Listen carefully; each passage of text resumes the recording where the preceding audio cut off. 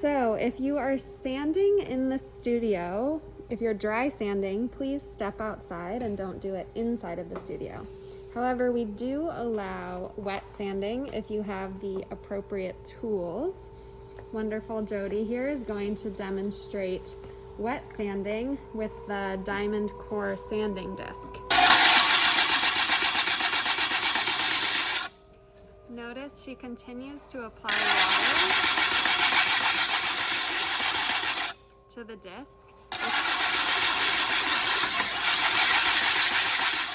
This is so that no dust is getting into the air because it's being captured by the water. And then Jody, can you show that again? It has a beautiful smooth bottom. Perfect.